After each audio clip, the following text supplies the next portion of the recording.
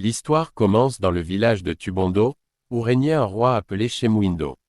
Il avait plusieurs épouses, mais une obsession inhabituelle, il ne voulait pas avoir de fils. Shemuindo craignait qu'un fils ne le défie un jour pour prendre sa place sur le trône. Il ordonna donc que toutes ses épouses ne lui donnent naissance qu'à des filles. Si l'une d'entre elles venait à accoucher d'un garçon, l'enfant serait immédiatement tué. Parmi ses épouses, il y avait une femme nommée Nyamwindo. Elle tomba enceinte, mais une étrange prophétie fut annoncée. Elle donnerait naissance à un garçon exceptionnel, doté de pouvoirs surnaturels. Ce garçon, nommé Mwindo, serait destiné à accomplir de grandes choses, mais il mettrait également son père à l'épreuve.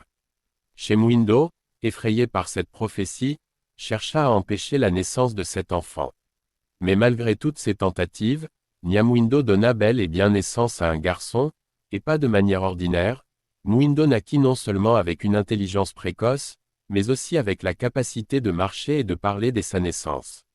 Il possédait un sceptre magique, le sceptre Nyanga, avec lequel il était capable de réaliser des prouesses extraordinaires. Le jour de sa naissance fut tout sauf ordinaire. Nyamwindo ressentit les premières douleurs de l'accouchement alors qu'elle se trouvait dans une grotte isolée. L'enfant, Mwindo, naquit non pas de façon classique, mais en sortant directement de l'index droit de sa mère. Son entrée dans le monde fut marquée par des prodiges. Dès qu'il toucha le sol, il se mit à marcher et à parler. Son premier cri fut une déclaration de puissance. « Je suis Mwindo, celui qui voyage avec le Nyanga.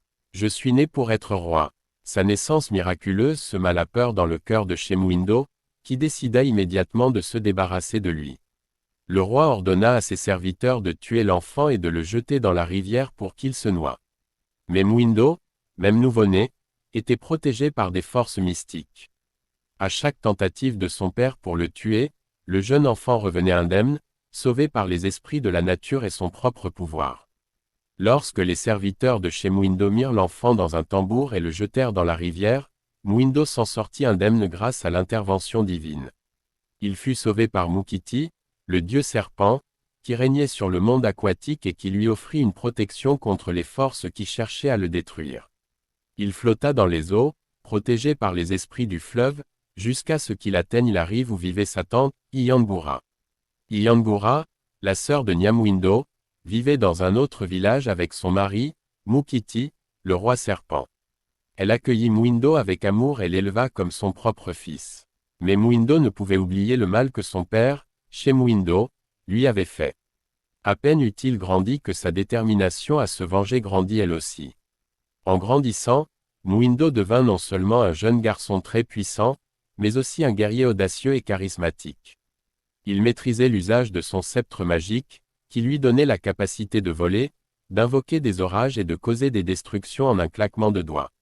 Il déclara à sa tante qu'il irait défier Shemuindo et qu'il vengerait sa tentative de meurtre. Iyambura tenta de le dissuader, mais Mwindo était inflexible. Il rassembla ses alliés, invoqua des esprits et partit en guerre contre son propre père. Ce fut le début d'une longue série d'épreuves pour Mwindo, qui devait non seulement combattre son père, mais aussi affronter les divinités et les forces surnaturelles qui essayaient de l'arrêter. Arrivé à Tubondo, le village de son père, Mwindo fit savoir à Shemuindo qu'il était revenu pour prendre sa revanche. Shemuindo, toujours terrifié par la prophétie, se prépara à un ultime combat contre son propre fils. Il utilisa tous les moyens possibles pour tenter de tuer Mwindo, y compris des pièges et des attaques surnaturelles. Il ordonna à ses guerriers de tendre des embuscades à Mwindo et d'utiliser de la magie noire contre lui. Mais chaque attaque échoua. Mwindo, grâce à son sceptre magique et à sa propre ruse, déjoua tous les plans de son père. Il fit pleuvoir des éclairs, fit éclater des tremblements de terre et détruisit le village de Tubondo. Shemuindo, acculé et désespéré, décida de fuir sous terre, croyant qu'il pourrait échapper à la colère de son fils. Mais Mwindo n'abandonna pas la poursuite. Il descendit dans le monde souterrain pour y affronter son père.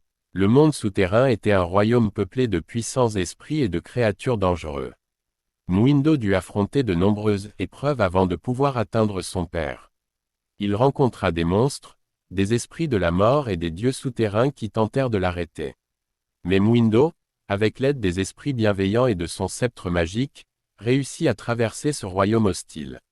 Durant son voyage, il dut affronter Kibuka, le dieu de la guerre, ainsi que des créatures monstrueuses qui tentaient de dévorer son âme. Chaque défi auquel il faisait face testait son courage et sa ruse. Mais Muindo n'était pas seulement un guerrier, il était aussi un médiateur. Il ne tuait pas ses ennemis sans raison, préférant utiliser la diplomatie et la sagesse pour résoudre les conflits quand cela était possible. Finalement, Muindo retrouva Shemuindo dans les profondeurs du royaume souterrain. Ils eurent une ultime confrontation, où Muindo utilisa sa ruse et sa magie pour prouver à son père qu'il ne pouvait pas fuir son destin. Mais au lieu de tuer son père, comme beaucoup l'auraient attendu, Muindo choisit une autre voie. Après avoir vaincu Shemuindo, il décida de ne pas le punir par la mort. Muindo avait appris, tout au long de son périple, que la véritable force d'un roi réside dans la justice et la capacité à pardonner. Il ramena son père à Tubondo, et Shemuindo, après avoir reconnu la puissance et la sagesse de son fils, lui céda le trône. Muindo devint alors le roi de Tubondo, non pas par la force ou la violence, mais par la justice et le pardon. Sous le règne de Muindo, le village de Tubondo prospéra. Il établit un règne de paix et de prospérité, où la justice était la loi suprême. Il enseigna à son peuple l'importance de la réconciliation et du respect des forces spirituelles. Muindo, en tant que roi, unit non seulement le monde des vivants et des morts, mais il apporta également un équilibre entre les hommes et les esprits. Son histoire devint un exemple pour les générations futures, illustrant que le pouvoir véritable ne réside pas dans la vengeance, mais dans la justice et la capacité à restaurer l'harmonie dans un monde troublé.